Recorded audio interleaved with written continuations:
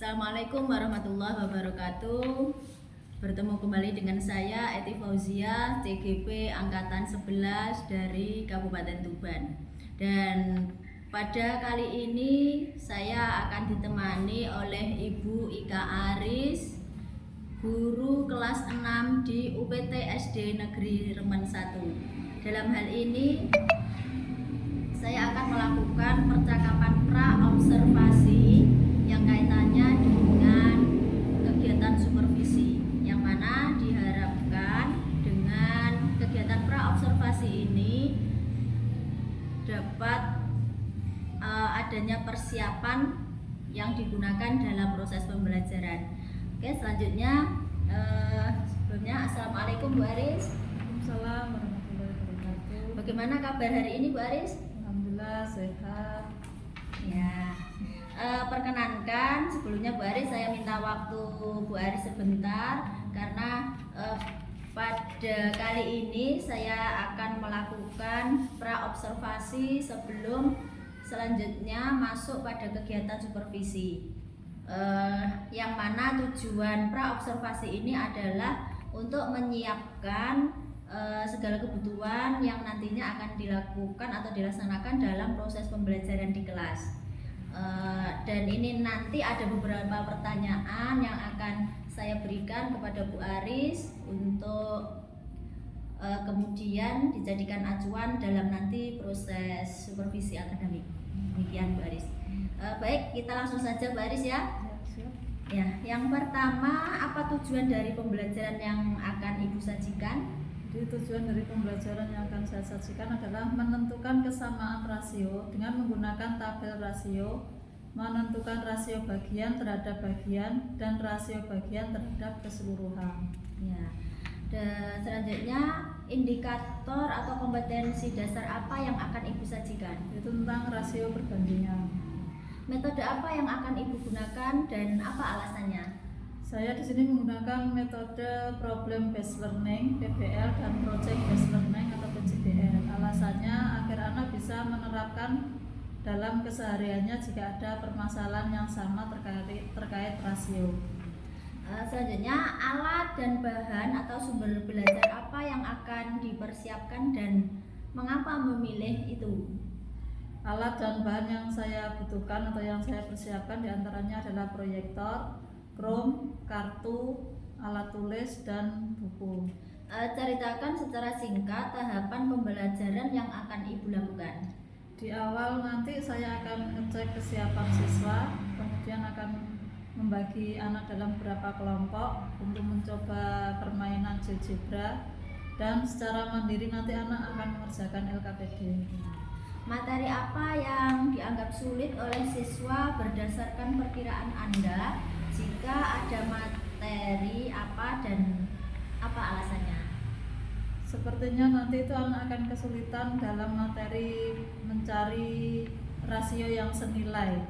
Nah, alasannya karena memang sampai saat ini anak masih bingung dalam mencari FPD. Apa yang menjadi tantangan Anda dalam menyajikan materi tersebut? Baik dari sisi Anda juga dari sisi siswa.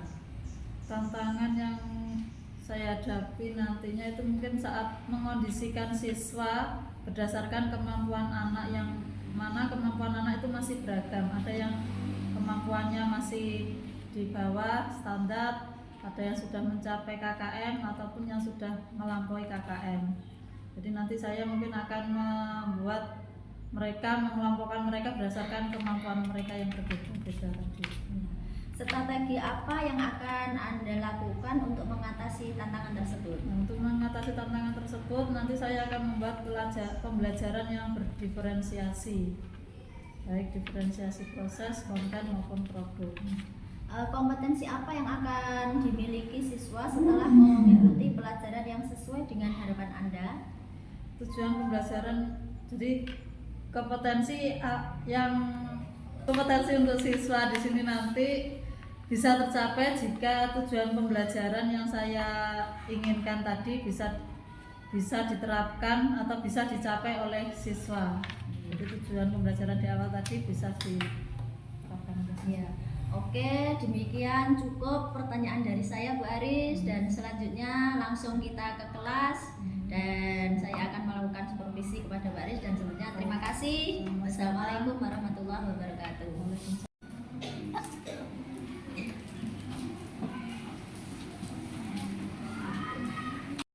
Assalamualaikum warahmatullahi wabarakatuh. Waalaikumsalam warahmatullahi wabarakatuh. Sebelumnya Baris sampaikan dulu bahwa pembelajaran kita siang ini agak sedikit berbeda karena kita di sini ditemani atau bersama Budi dan kepala sekolah. Dimohon nanti kedepannya. Sebelum kita ke materi, karena ini sudah jam ke-3:04, tidak usah berdoa, langsung saja kita sedikit dulu doa. Mengucapkan kita tangan bersamping, gurunya berpaham, tangan ke depan, tidak berenang, duduk yang rapi, siap belajar. Terima kasih kalian sudah mengadakan sedikit dan siap belajar. Sebelum kita belajar, baru ingin tahu bagaimana perasaanmu saat ini atau hari ini. Tolong digambarkan emosinya, senang, sedih, bersemangat, atau mungkin masih ada rasa marah atau dendam. Tidak apa-apa, silakan digambarkan sesuai dengan perasaanmu hari ini. Kalau memang saat ini kamu marah atau mungkin malu atau jengkel, tidak apa-apa, silakan gambarkan. Oke, silakan gambar. Gak usah bagus-bagus aja lingkaran terus marah. Ini sedih muka atau kamu bersedih atau marah karena ekspresinya. Silakan kasih nama atau kasih nama siapa.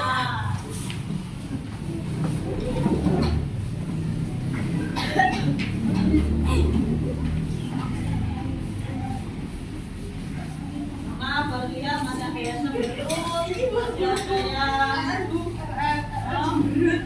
ada yang tersenyum, ada yang tidak merasa menahan sakit, ada yang laporan dari masuk karena sakit, bisa masuk.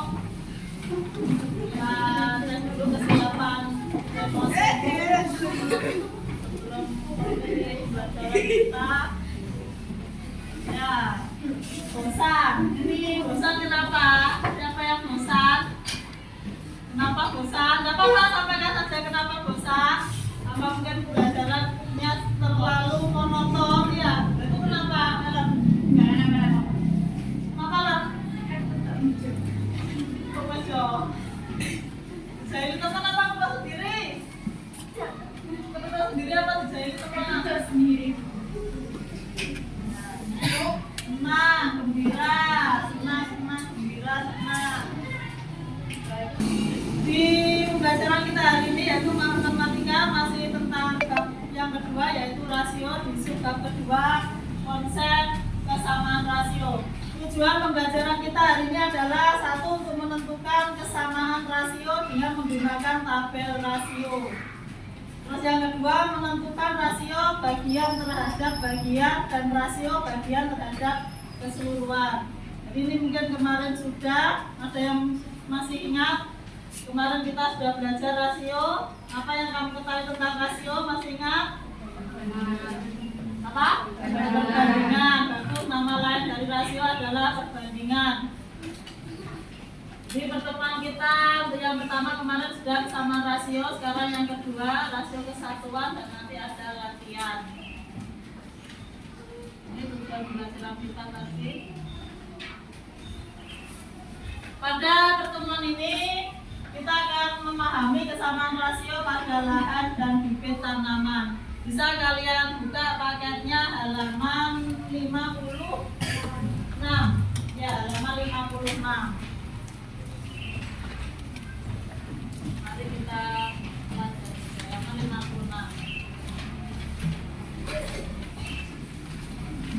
Sudah ketemu halaman 56? Ya. Di situ kasus khusus misalnya ada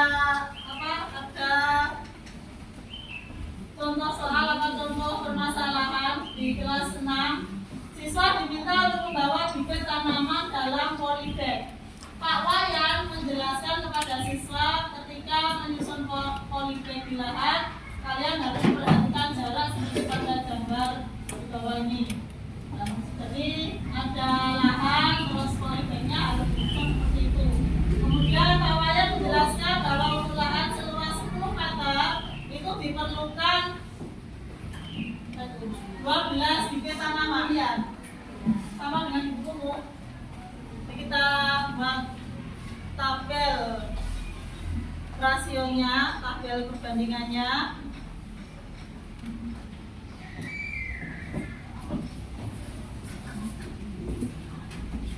Lahan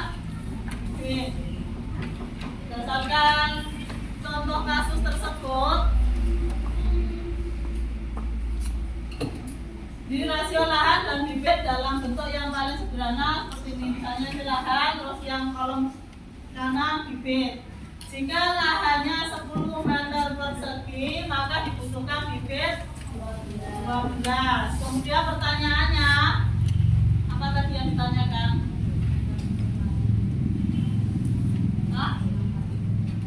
Jelaskan atau berapakah rasio antara lahan dan bibit. Masih ingat kemarin bagaimana membuat rasio atau yang senilai, perbandingan yang senilai. Caranya bagaimana?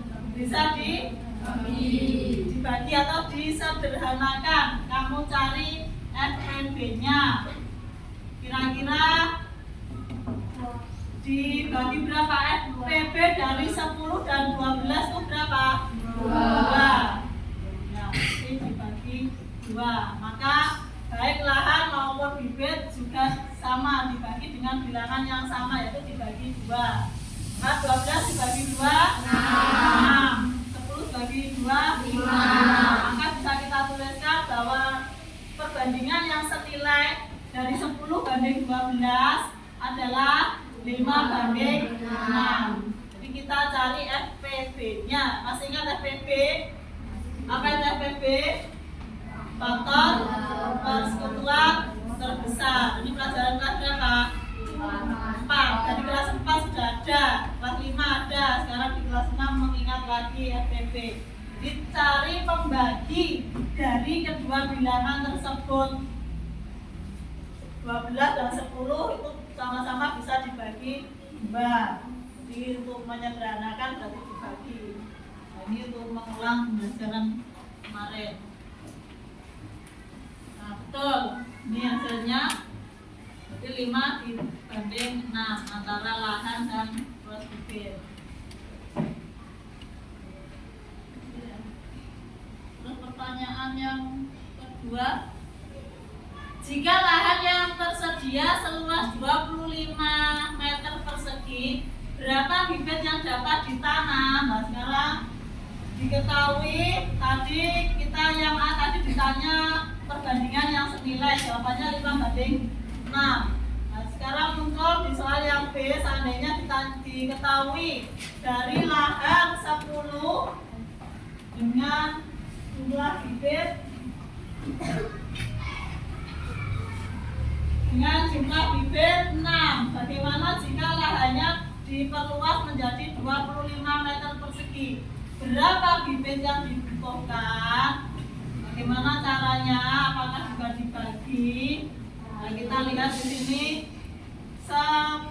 Tadi perbandingannya yang senilai adalah 5 dibanding 6. Ya.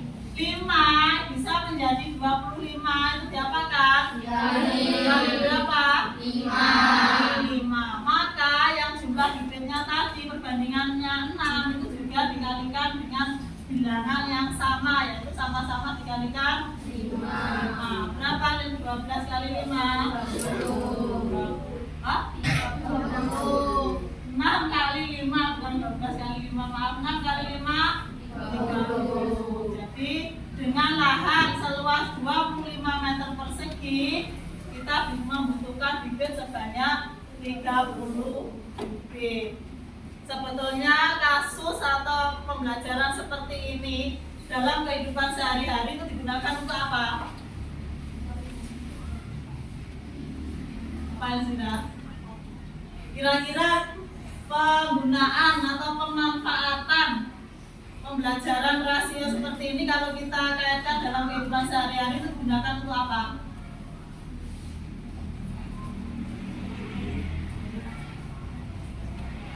Semakin luas lahannya ternyata semakin butuh bibit yang banyak. Selain petani, jadi petani mau menanam bibit jagung atau bibit padi, dia pasti memperhatikan luas lahannya. Semakin luas lahannya, maka juga semakin banyak bibit yang dibutuhkan. Selain petani, siapa lagi atau profesi apa lagi atau pekerjaan apa lagi yang kira-kira juga memanfaatkan ilmu atau pembelajaran rasio ini? Menjahit, ya misalnya apa? Gambar apa? Huh? Kenapa? Kain, antara kain dan benang bisa. Misalnya mau menjahit model rok, kain yang dibutuhkan untuk membuat rok dengan yang dibutuhkan untuk membuat gamis tentunya juga berbeda. Nah itu juga ada perbandingannya, bisa. Misalnya kalau dipeseni seragam sekolah, satu seragam butuh 3 meter kain. Jika butuh 10, ada 10 anak yang menjahitkan di situ, berarti ibunya Ellen butuh kain berapa? Satu seragam itu butuh 3 meter kain. Berarti jika ada 10 anak yang menjahitkan di sana, ibunya Ellen, berarti ibunya Ellen belanja kain berapa? Dari mana? 3 Nah, kalau masing-masing dikalikan 3, dikalikan dengan bilangan yang sama, berarti untuk kain 30 meter. Jadi prediksi atau perhitungan seperti inilah yang nantinya kamu terapkan dalam kehidupan sehari-hari dengan kamu pelajari pelajaran rasio ini. Selain penjahit, apalagi profesi apalagi yang membutuhkan perhitungan atau rasio perbandingan? Apalagi Bin? Tadi angkat tangan. Ya, silakan. Apa lagi? Berkebun, ya perkebunan. Antara bibit dan lahan, antara pupuk dengan tanaman, antara apalagi? Misalnya patungan, ya campuran antara semen dan pasir kalau membuat bangunan. Nah itu juga butuh perbandingan atau rasio. Jadi tidak boleh terlalu banyak pasirnya, semennya kurang. Seharusnya antara pasir dengan semen 2:1 diganti 3:1 misalnya, ya tidak bisa nempel bangunannya, nggak tepat. Contoh pertanyaan lagi, apabila total bibit tanaman dalam polybag yang dibawa siswa kelas 6 berjumlah 24, berapa luas lahan yang diperlukan? Dan ini kebalikannya. Diketahui perbandingannya tadi ketemu 5:6. Jika bibitnya 24, maka berapa lahan yang harus disiapkan? Berarti bagaimana? 24 dengan 6. Ini diapakan? Dibagi berapa? Atau 6 bisa menjadi 24 dikali berapa? 4 dikali 4. Maka yang ini sudah dikalikan 4. 5 kali 4 20. Maka dengan jumlah bibit sebanyak 24, lahan yang diperlukan adalah seluas 20 meter.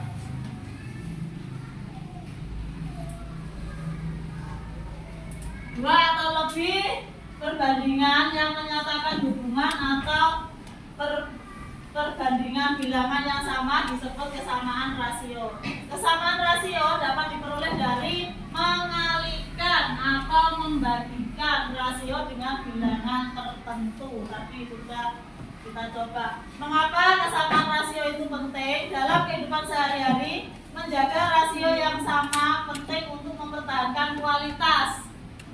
Ketika rasio tidak sama, akibatnya kualitasnya akan berubah. Kita belajar konsisten untuk selalu memberikan yang berkualitas. Contohnya, campuran semen dan pasir harus dalam perbandingan tertentu agar bangunan kokoh. Atau mungkin yang suka membuat kue, lah itu perbandingan antara tepung, telur, dan margarin mungkin ya juga harus sesuai. Kesamaan rasio juga dapat ditentukan dengan bantuan tabel rasio.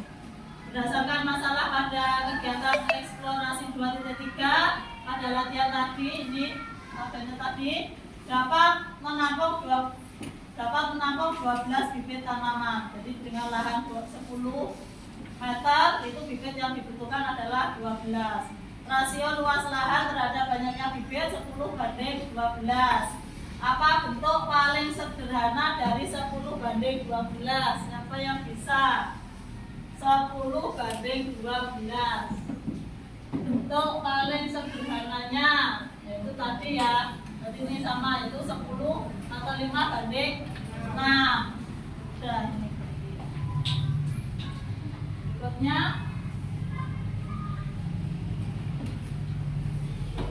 cara menentukan rasio paling sederhana adalah dengan membagi kedua besaran pada rasio dengan mencari FPB dari kedua bilangan tadi. Jika dalam hal ini di bilangan 10 dan 12, berapa FPB dari 10 dan 12? FPB-nya adalah 2. Tadi sudah 2, maka kedua bilangan tersebut dibagi 2. Ketemunya 5:6. Nah, sekarang itu pertanyaannya, berapakah lahan yang diperlukan jika bibitnya 30? Ternyata ketemu 25. Tuliskan 5:6, ini rasio antara lahan dengan bibit, sama dengan 5:6 sama dengan berapa banding 30. Jawabannya adalah 25:30. Ini sama halnya dengan perbandingan yang senilai. Baik, selain 25:30 mungkin ada lagi yang senilai dengan 5:6. Berapa? 10:12. Nah, ini 10:12 sudah senilai. Selain 10:12, berapa lagi yang senilai dengan 5:6? 20:44. Satu lagi, berapa yang senilai dengan 5:6? Ada. Berapa lagi yang senilai? 30:36. Kalau 30:36 berarti masing-masing kira-kira berapa? 6. Nah, nanti saat coba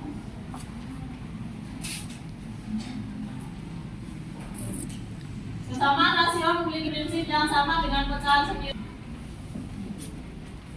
Maka kita coba permainannya dulu. Link yang sudah barisan kemarin sudah dicoba di rumah? Belum. Ini untuk berempat ya, berempat nanti gabung. Ini satu, ini juga berempat, nanti bisa bergabung. Ini berempat, ini berempat sini. Berempat ini, sama dulu sini. Silakan dibuka, maka akan muncul emoticon senyum. Kalau ya kamu, nah ini kan 3 dengan 6 itu perbandingannya 3:6. Coba diklik kotaknya.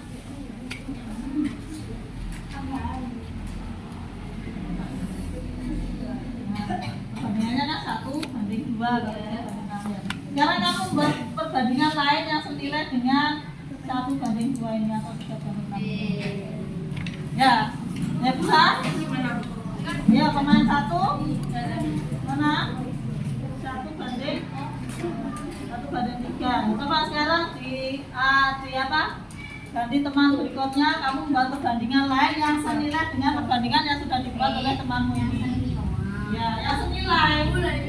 Kalau senilai nanti dia muncul emoticon tersenyum. Kalau tidak senilai dia tidak akan muncul. Ini siapa yang buat perbandingan ini? Yang buat perbandingan ini siapa? Sudah, Bu. Nah, sekarang berarti gilirannya contohnya ini, kamu buat perbandingan yang senilai dengan perbandingan yang dibuat Farel. Sudah ke bawah. Nah ini, kamu buat perbandingan kedua. Yang senilai dengan perbandingan yang sudah dibuat oleh Farel. Nah, kalau perbandingan yang dibuat antara dua pasang itu betul, maka akan ketemu emoticon tersenyum. Berarti bisa. Coba kamu buat perbandingan lain. Nanti dia biar menentukan perbandingan yang senilai. Cari perbandingan lain. Ini ganti di sini. Ganti di kotaknya ini. Ya, atau kamu buat perbandingan lagi yang lain. Nah, sudah. Sekarang coba lagi buat kamu. Sekarang kamu buat perbandingan yang lain. Nanti biar ini yang menentukan perbandingan senilai dengan yang kamu buat. Sudah bisa cair ya. Terus yang bawah nanti temanmu dulu. Sudah. Ya, atas yang lebar. Kamu semua. Ya, kamu ada. Satunya sana. Bagi kamu yang atas. Kamu yang atas. Bapak bagian belakang. Buat perbandingan yang senilai dengan perbandingan yang kamu buat. Lanjut, coba diulang-ulang 5 kali sampai. Bisa. Bisa yang membuat. Coba ubah lagi. Bapak bagian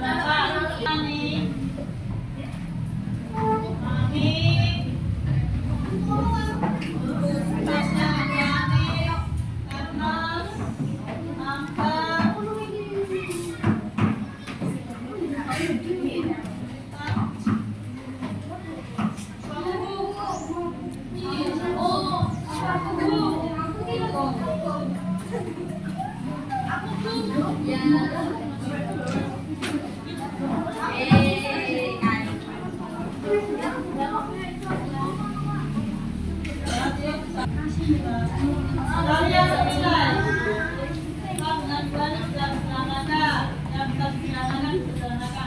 Harusnya 8, dia membuatnya 10 sendok teh. Nah, berarti secara garis besar sudah bisa. Kita sekarang refleksi. Baru punya kartu domino kosongan. Masih tugas kalian tuliskan ini cukup apa enggak? 3 bilangan yang senilai ya. Tidak boleh sama. Kalian mencari rasio yang atau bentuk pecahan yang senilai atau perbandingan yang senilai. Untuk Akbar, Daif, Siva, Ani, cari rasio yang senilai dari 1:2. 4 anaknya harus berbeda, tidak boleh ada yang sama. Ngaku masing-masing pegang 2, berarti cari 2 lagi yang senilai dan tidak boleh dengan sama dengan temanmu itu. Ya, silakan koordinat dengan temannya, tidak boleh ada yang sama. 1:2 itu kan bisa ditulis 1/2. Jadi di situ sudah ada 2 kotak, yang atas untuk pembilang, bawah untuk menyebutnya. Untuk kelompoknya Ernest, Akim, Yunita, Ilmada 1:3. 1:3. Kamu cari bentuk yang senilai 2 lagi. Tempat tanah itu tidak boleh sama. Terus untuk berempat, yang bilang berempat 2:3. Akim berempat dengan Tengah, Karel dan Habibi 3:4. Untuk Piko berempat 3:5. Senilai dengan 3:4. Yang 3/4 berapa? 3/4-nya jangan ditulis lagi, itu kan soal. Ini ganti, jangan 3/4. 3/4 senilai dengan nomor 2 salah. Ini lagi yang senilai dengan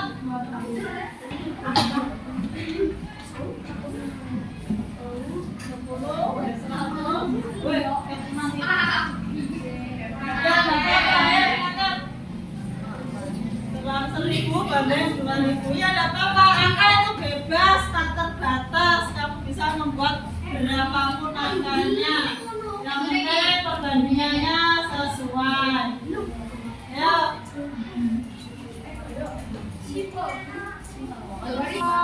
Ada paksa, bebas. 21.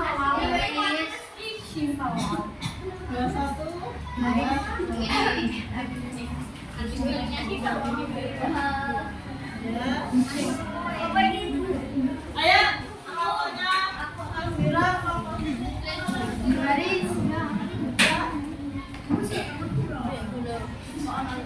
ayo kelompoknya Oden yang mewakili.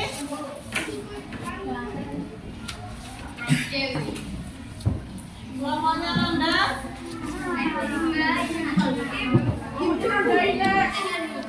Masih belum paham untuk perbandingan atau rasio? Enggak. Pasti yang masih bingung, Abad dan paham? Bisa? Apa bisa? Paham? Nah, kalau sudah paham nanti bisa dilanjutkan di rumah mengerjakan terkait halaman berikutnya. Enggak?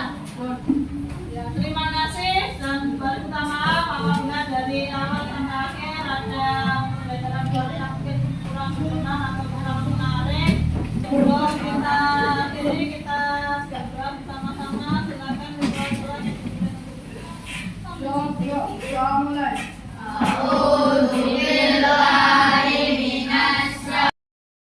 Assalamualaikum warahmatullahi wabarakatuh. Baris.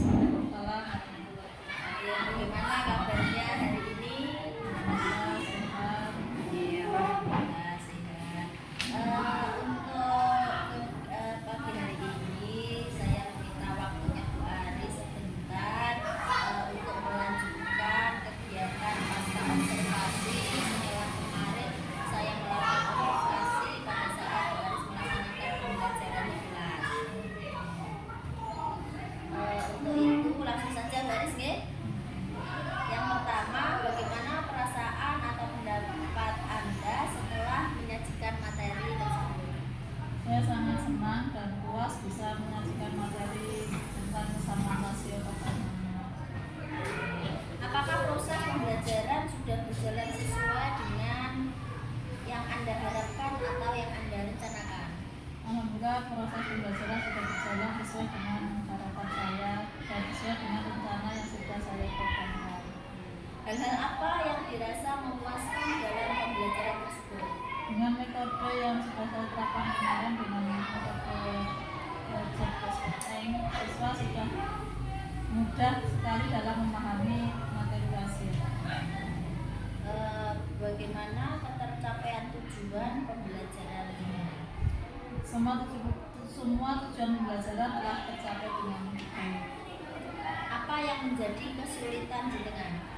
Kesulitan saya adalah ketika harus menyiapkan LKPD yang menyesuaikan dengan kemampuan siswa yang berbeda-beda. Jadi saya harus menyiapkan beberapa LKPD sesuai dengan kemampuan anak tadi yang berbeda-beda. Dan apa yang menjadi kesulitan siswa? Siswa masih mengalami kesulitan dalam memahami soal cerita. Jadi mungkin literasi mereka yang masih kurang.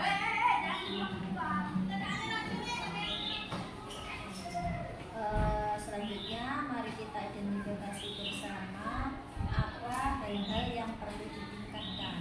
Karena mereka masih kesulitan dalam memahami soal cerita, kemampuan literasi siswa dalam memahami soal cerita ini nanti yang akan saya tingkatkan lagi untuk memahami mereka secara individu untuk memahami soal cerita. Dengan demikian, apa yang akan Anda lakukan pada pertemuan selanjutnya? Untuk memandu siswa dalam memahami soal cerita itu tentang literasi mereka terhadap soal cerita, terutama untuk materi rasio ini. Oke, jadi dengan apa yang disampaikan Bu Aris tadi, semoga menjadi lebih baik ke depannya, gitu ya.